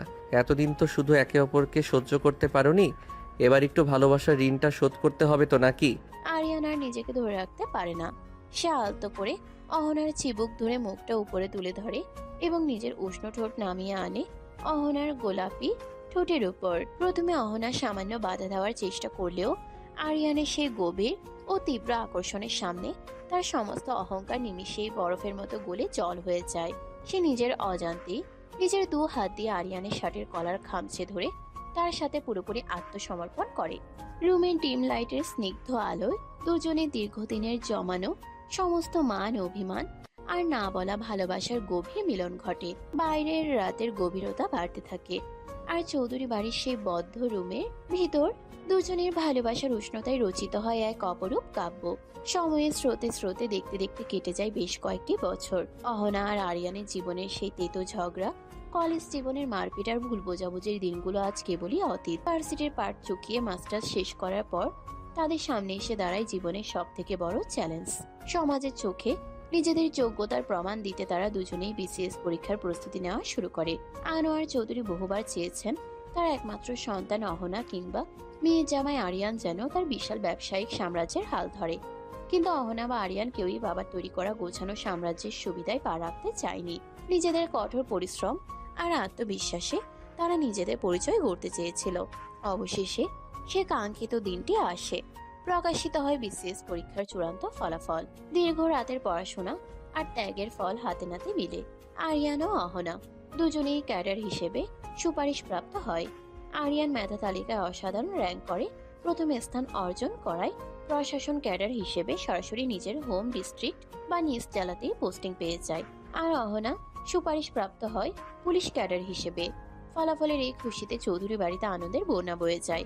আরিয়ান তার জীবনের এই অর্জনের মাধ্যমে তার বাবা মাকে এমন এক সম্মান এনে দেয় যার জন্য তারা দীর্ঘকাল ধরে অপেক্ষা করছিলেন। ছেলের এত বড় সাফল্যে আরিয়ানের বাবা মা আনন্দে কেঁদে ফেলেন। তারা বুঝতে পারেন তাদের এতদিনের কষ্ট ও বিশ্বাস আজ সার্থক হয়েছে। কিন্তু সুখের এই সোনালী দিনগুলোর মাঝেই হঠাৎ করে নেমে আসে এক নতুন ঝড়। অতিরিক্ত কাজের চাপ আর বয়সের ভারে হঠাৎ করেই মারাত্মকভাবে অসুস্থ হয়ে পড়েন আনোয়ার চৌধুরী। চিকিৎসকরা সাফ জানিয়ে দেন তাকে সম্পূর্ণ বিশ্রামে থাকতে হবে এবং তার শারীরিক এই অবস্থায় ব্যবসা দেখাশোনা করা তার পক্ষে অসম্ভব। তিলে তিলে গড়ে তোলা বাবার এই বিশাল ব্যবসা যদি আজ সঠিক দেখাশোনা বা নেতৃত্বের অভাবে ধ্বংস হয়ে যায় তবে তা হবে আনোয়ার চৌধুরীর জীবনের সব থেকে বড় কষ্ট। বাবার এই অসহায় অবস্থা দেখে অহনা গভীর দুশ্চিন্তায় পড়ে যায়। সেই দিন রাতে অহনা নিজের রুমের ব্যালকনি গ্রিল ধরে আনমনে দাঁড়িয়েছিল। তার পেছনে এসে দাঁড়ায় আরিয়ান। সে আলতো করে অহনার কাঁধে হাত রাখে। কি ভাবছো এত গভীরভাবে? তোমার পুলিশ ক্যাডারে জয়েনিং তো আর বেশি দিন বাকি নেই, হঠাৎ করে আবার কি নিয়ে এত চিন্তায় পড়লে বলো তো? বাবার শরীরটার কথা ভাবছি আরিয়ান। বাবা তিলে তিলে তার এই বিজনেসটাকে দাঁড় করিয়েছিলেন। আজ বাবা অসুস্থ বলে আমি কি সব ছেড়ে হাত গুটিয়ে বসে থাকবো? বাবার রক্তের ওপর দাঁড়িয়ে থাকা এই ব্যবসাটা যদি ধ্বংস হয়ে যায় তবে বাবা বেঁচে থেকেও মরে যাবেন। কিন্তু আমি পুলিশের ক্যাডারে জয়েনিংয়ের সময়ও তো ঘনিয়ে আসছে। অহনা, তুমি একসাথে দুটো জিনিস সামলাতে পারবে না। একই সাথে পুলিশ অফিসার হিসেবে দায়িত্ব পালন করা আর এত বড় একটা বিজনেস চালানো পুরোপুরি অসম্ভব। আমার মনে হয় তোমার মন যা চায় তুমি সেটাই করো। এখন যদি তোমার মনে হয় যে তোমার আঙ্কেলের ব্যবসাটাকে দেখা উচিত এবং সেটা টিকিয়ে রাখা দরকার, তবে তুমি ব্যবসাতেই জয়েন করো। এতে আমার বিন্দুমাত্র কোনো সমস্যা নেই। আর যদি মনে করো তুমি তোমার পুলিশ ডিপার্টমেন্টেই জয়েন করবে, সেটাও করতে পারো। সিদ্ধান্ত পুরোপুরি তোমার। আরিয়ানের এমন শান্ত ও যুক্তিপূর্ণ কথাগুলো শুনে অহনা গভীর চিন্তায় ডুবে যায়। নিজের দীর্ঘদিনের স্বপ্ন আর অসুস্থ বাবার সারা জীবনের অর্জনকে এক পাল্লায় রেখে সে সারা রাত ভেবেচিন্তে জীবনের সবচেয়ে বড় সিদ্ধান্তটি গ্রহণ করে। সে সিদ্ধান্ত নেয় ক্যারিয়ার সার্ভিসে যোগ না দিয়ে সে তার অসুস্থ বাবার ব্যবসায় জয়েন করবে এবং বাবার এই ঐতিহ্যকে নিজ হাতে সামলে নিয়ে ধ্বংসের হাত থেকে রক্ষা করবে। ব্যবসায় দায়িত্ব নেওয়ার পর অহনা তার সমস্ত মেধা ও কঠোর পরিশ্রম নিয়ে আনোয়ার চৌধুরীর কোম্পানিকে অন্যান্য উচ্চতায় নিয়ে যায়। অন্যদিকে আরিয়ানও তার নিজ জেলায় প্রশাসন ক্যাডার হিসেবে অত্যন্ত সততা ও দক্ষতার সাথে দায়িত্ব পালন করে সকলের প্রশংসা কুড়ায়। তাদের কর্মব্যস্ত জীবনের মাঝেও ভালোবাসার কমতি ছিল না। এরই মধ্যে একদিন বিকেলে চৌধুরী বাড়িতে এক খুশির খবর বয়ে আনে অহনা। অহনা তার পড়ার টেবিলের সামনে দাঁড়িয়ে কাগজপত্র গুছিয়ে রাখছিল। ঠিক তখনই আরিয়ান অফিস থেকে ফিরে সোজা তার কাছে এসে পেছন থেকে তাকে শক্ত করে জড়িয়ে ধরে। আজ সারাদিন অফিসে তোমার মন কোথায় ছিল বলো তো? ফোন করলে ঠিকমতো কথা বললে না কেন? অফিসে একটু কাজের চাপ ছিল তো, তাই হয়তো মনোযোগ দিতে পারিনি। কিন্তু আজ তোমাকে একটা স্পেশাল কথা বলার আছে। কি এমন কথা শুনি? এত গম্ভীর কেন মুখটা? গম্ভীর না, আসলে আমাদের পরিবারে খুব দ্রুত নতুন একজন অতিথি আসতে চলেছে। তুমি বাবা হতে চলেছো আরিয়ান। কথাটা শোনার সাথে সাথে আরিয়ানের মুখটা খুশিতে ঝলসে ওঠে। সে বিশ্বাসই করতে পারে না সে কি শুনলো। খুশিতে আত্মহারা হয়ে সে অহনাকে কোলে তুলে ঘরের মধ্যে ঘুরিয়ে নেয়। চৌধুরী বাড়িতে আনন্দের জোয়ার বয়ে যায়। অহনার বাবা এই সুসংবাদ শুনে অসুস্থ শরীরেই আনন্দে কেঁদে ফেলেন। মাসগুলো এভাবেই খুব সুন্দরভাবে কেটে যেতে থাকে। দেখতে দেখতে অহনার ডেলিভারির সময় ঘনিয়ে আসে। হঠাৎ করে একদিন গভীর রাতে অহনার তীব্র প্রস্রব বেদনা শুরু হয়। চৌধুরী বাড়িতে মুহূর্তেই চরম উৎকণ্ঠা ও আতঙ্ক ছড়িয়ে পড়ে। আরিয়ান দিশেহারা হয়ে দ্রুত গাড়ি বের করে অহনাকে শহরের সেরা প্রাইভেট হসপিটালে নিয়ে যায়। অপারেশন থিয়েটারের বাইরে করিডোরে আরিয়ান ছটফট করতে থাকে। তার কপাল বেয়ে ঘাম ঝরতে থাকে। সে বারবার সৃষ্টিকর্তার কাছে প্রার্থনা করতে থাকে যেন অহনা আর অনাগত সন্তান সুস্থ থাকে। দীর্ঘ কয়েক ঘন্টার উৎকণ্ঠা আর স্নায়ু চাপের পর অপারেশন থিয়েটারের দরজা খুলে বাইরে বেরিয়ে আসেন প্রধান চিকিৎসক। তার মুখে এক চিলতে মিষ্টি হাসি। অভিনন্দন আরিয়ান সাহেব, সবকিছু সফলভাবে সম্পূর্ণ হয়েছে। অহনা ম্যাডাম এবং আপনাদের ফুটফুটে একটি কন্যা সন্তান দুজনেই সম্পূর্ণ সুস্থ আছে। চিকিৎসকের মুখে এই কথা শোনার সাথে সাথে আরিয়ানের বুক থেকে যেন 1000 টনের পাথর নেমে যায়। সে স্বস্তির দীর্ঘশ্বাস ফেলে আল্লাহর কাছে শুকরিয়া আদায় করে। কিছুক্ষণ পরেই নার্স নবজাতক কন্যা সন্তানটিকে কোলে নিয়ে বাইরে নিয়ে আসেন। আরিয়ান কাপা কাপা হাতে তার অহংকার আর ভালোবাসার সেই ছোট্ট টুকরোকে নিজের বুকে জড়িয়ে ধরে। কয়েকদিন হসপিটালে কাটিয়ে অহনা ও তাদের নবজাতক মেয়েকে নিয়ে তারা চৌধুরী বাড়িতে ফিরে আসে। পুরো বাড়ি সাজানো হয় আলোয় আলোয়। অহনা রকিং চেয়ারে বসে তার ছোট্ট মেয়েটাকে কোলে নিয়ে আদর করছিল। ঠিক তখনই আরিয়ান রুমে প্রবেশ করে পরম স্নেহে অহনার কপালে ঠোঁট ছুঁয়ে দেয়। আমাদের ছোট্ট পরিটার নাম কি রাখবে ভেবেছো বলো তো? তোমার নামের আরি আর আমার নামের না মিলিয়ে মেয়ের নাম রেখেছি আরিয়া। কেমন হয়েছে নামটা? অরিয়া চৌধুরী অসাধারণ একটা নাম। ঠিক যেমন আমাদের এই ভালোবাসাটা একসময় ঝগড়া দিয়ে শুরু হয়ে আজ পূর্ণতা পেল। অহনা মিষ্টি হেসে মেয়ের দিকে তাকিয়ে রকিং চেয়ারে একটু ঝুঁকে পড়ে। আর আরিয়ান তাদের দুজনকে নিজের দুই বাহুর বেড়াজালে সুরক্ষিত করে নেয়। কলেজ জীবনে সেই ঝগড়া, অহংকার, ভুল বোঝাবুঝি আর মারপিটের দিনগুলো পেছনে ফেলে আজ তাদের এই ছোট্ট পৃথিবীটা ভালোবাসায় পরিপূর্ণ।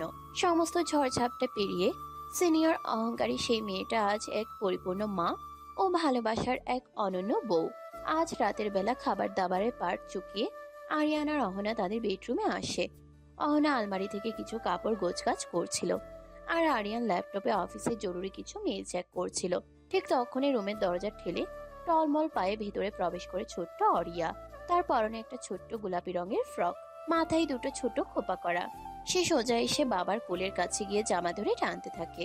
বাবা, তুমি ল্যাপটপে কি কাজ করলো বলো তো? থালা দিন ওখানে কি তোলো? আমার সাথে একটু খেলো না কেন? আমার সাথে একটু গল্প করো তো। আমার রানীমা তো সারাদিন মায়ের সাথে পুতুল খেলে কেটে দেয়। এখন কি আর বাবার কথা একটু মনে পড়ে নাকি? বলো আজ আমার সোনার কি চাই? আমার একটা ভাই টাইপ বাবা। সবাই বলে সবার নাকি ভাই বোন থাকে, আমার কেন একটা ছোট ভাই নেই? তুমি আমাকে একটা ভাই এনে দাও না প্লিজ। ভাই তো তোমার মাকে বলো সোনা, মার কাছে গিয়ে আবদার করো, তাহলেই তো ভাই চলে আসবে। আমাকে কেন বলছো? আম্মু, তুমি আমাকে একটা ভাই এনে দাও না। আমার একটা ছোট ভাই চাই, মানে চাই, এখনই চাই। কি যাতা বলছিস অরিয়া? মাথা খারাপ হয়েছে তোর? যা তো গিয়ে নিজের বিছানায় ঘুমাও তো দেখি। সারাদিন শুধু বায়না আর বায়না। খবরদার, আমার মেয়েকে কেউ ধমক দেবে না বলছি। আমার মেয়ে যেটা চেয়েছে তোমাকে সেটাই দিতে হবে। ও একটা ভাই চাচ্ছে, ওর ভাই চাই। তুমি কি মাথাটা একদম নষ্ট করে ফেলেছো নাকি আরিয়ান? যা মুখে আসছে তাই বলে দিচ্ছ মেয়ের সামনে? বললেই হলো নাকি একটা ভাই চাই বললেই পেয়ে যাবে? এটা কি কোনো খেলনা নাকি যে দোকানে গেলেই কিনে দেবো? না, আমার ভাই চাই মানে চাই। একদম চুপ অরিয়া। এটা কি অনলাইন থেকে অর্ডার দেওয়া কোনো পার্সেল নাকি যে অর্ডার দিলাম আর ডেলিভারি হয়ে চলে আসলো? কোনো ভাইটাই হবে না তোমার। চুপচাপ নিজের বিছানায় গিয়ে ঘুমাও বলছি, না হলে কিন্তু বকা খাবে আমার কাছে। না, আমি ঘুমাবো না, আমার ভাই চাই। হ্যাঁ বাবা, তুমি একটু বলো না আম্মুকে। আচ্ছা, আমার মামনি সোনা মেয়ে তো, তুমি এখন কান্নাকাটি না করে চুপচাপ ঘুমাতে যাও। কাল সকালেই ঘুম থেকে উঠে দেখবে তোমার একটা সুন্দর ভাই চলে এসেছে। এখন ঘুমাও তো সোনা আমার। সত্যি বলছি তো বাবা, কাল সকালে ঘুম থেকে উঠলেই ভাই চলে আসবে তো? ইয়ে। একদম সত্যি। মামনি এখন বিছানায় গিয়ে চোখ বন্ধ করো। অহনা চোখ বড় বড় করে তাকিয়ে থাকে আরিয়ানের দিকে, আর আরিয়ান মিটিমিটি হাসতে থাকে। এরপর অহনা নিজেই বাধ্য হয়ে অরিয়াকে তার ছোট বিছানায় শুয়ে দেয় এবং মাথায় হাত বুলিয়ে ঘুম পাড়াতে শুরু করে। কিছুক্ষণের মধ্যেই ছোট্ট অরিয়া গভীর ঘুমে আচ্ছন্ন হয়ে পড়ে। রুমের ডিম লাইটের স্নিগ্ধ আলোয় অরিয়ার ঘুমন্ত মুখটার দিকে তাকিয়ে অহনার মুখে এক মায়াবী হাসি ফুটে ওঠে। অহনা আলগোছে পা টিপে টিপে ড্রয়িং রুম থেকে নিজের বিছানার দিকে ফিরে আসে। ঠিক তখনই পেছন থেকে একজোড়া শক্ত বাহু তাকে জড়িয়ে ধরে সরাসরি নিজের বুকের সাথে সেটে নেয়। চেনা সুভাষ আর সেই তীব্র উষ্ণতা টের পেয়ে অহনার বুক ধক করে ওঠে। কি ব্যাপার ডার্লিং, এত রেগে যাচ্ছিলে কেন মেয়ের সামনে? আমাদের ছোট্ট রাজকন্যা তো একটা ভাই চাচ্ছে, তাহলে তার সেই ইচ্ছাটা পূরণ করতে দোষ কোথায় বলো তো? একদম ফাজলামো করবে না বলছি আরিয়ান। মেয়ের সামনে যা ইচ্ছা তাই বলে দিলে। আমার এখন ভীষণ লজ্জা করছে তোমার সাথে কথা বলতে। লজ্জা পাওয়ার কি আছে এখানে? তুমি তো আমারই আইনসম্মত বউ আর অরিয়ার মা।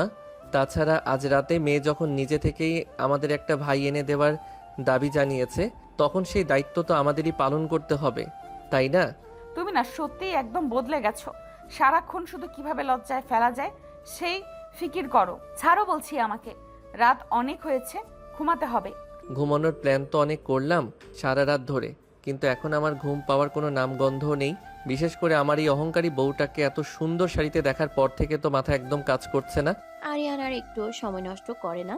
সে অহনার চিবুক ধরে অত্যন্ত আলতোভাবে তার মুখটা উপরে তুলে ধরে এবং নিজের উষ্ণ ঠোঁট নামিয়ে আনে অহনার কাঁপতে থাকা ঠোঁটের উপর। প্রথমে অহনা একটু বাধা দেওয়ার ছোটখাটো চেষ্টা করলেও আরিয়ানের সেই গভীর ও তীব্র আকর্ষণের সামনে তার সমস্ত প্রতিরোধ বরফের মতো গলে জল হয়ে যায়। সে নিজের অজান্তেই নিজের দু হাত দিয়ে আরিয়ানের চওড়া কাঁধ খামচে ধরে তার সাথে পুরোপুরি আত্মসমর্পণ করে। রোমান্সের উত্তাপ বাড়ার সাথে সাথে আরিয়ান আর অহনাকে মাটিতে দাঁড় করিয়ে রাখতে পারে না। সে এক টানে অহনাকে নিজের কোলে তুলে নেয় এবং সোজা বিছানার দিকে এগিয়ে গিয়ে তাকে নরম তোষকের উপর শুয়ে দেয়। অহনার শরীরের উপর ঝুঁকে পড়ে আরিয়ান তার মুখের সমস্ত অবাধ্য চুলগুলো কানের পেছনে গুটিয়ে দিতে থাকে। জানো অহনা, আজ তোমার এই লজ্জিত মুখটা দেখে কলেজের সেই প্রথম দিনের অহনা মেয়েটার কথা মনে পড়ে যাচ্ছে। কে জানতো একদিন এই রাগী মেয়েটাই আমার জীবনের সব থেকে বড় দুর্বলতা হয়ে দাঁড়াবে। সেদিন যদি তুমি আমাকে ওইভাবে না সামলাতে, সেদিন যদি আমাদের ওই ভুল বোঝাবুঝিগুলো না মিটতো, তবে হয়তো আজ আমরা এইভাবে এক ছাদের নিচে থাকতে পারতাম না। আমি খুব ভাগ্যবতী যে আমি তোমাকে জীবন সঙ্গী হিসাবে পেয়েছি আরিয়ান। ভাগ্যবতী তো আমি যে তোমার মতো একটা জেদি অথচ মায়াবী মেয়েকে আমার জীবনে পেয়েছি, আর আজ তোমার এই ঋণ আমাকে শোধ করতেই হবে। আরিয়ান আর কোনো কথা বলার সুযোগ দেয় না। রুমের ডিম লাইটটা আরো একটু কমিয়ে দেওয়া হয়। অহনার পরনের জমকালো লাল শাড়ির আঁচল ধীরে ধীরে খসে পড়তে শুরু করে। বাইরে তখন ঝিরিঝিরি বৃষ্টি পড়ছে, আর চৌধুরী বাড়ির ওই বদ্ধ রুমের ভেতর দুজনের দীর্ঘদিনের না বলা ভালোবাসা, গাঢ় রোম্যান্স আর নিবিড় ছোঁয়ায় রচিত হয় এক অপার্থিব প্রেমের পূর্ণতা। সমস্ত পৃথিবী থেকে বিচ্ছিন্ন হয়ে তারা দুজনে মিশে যায় কেবল একে অপরের মাঝে। সমাপ্ত।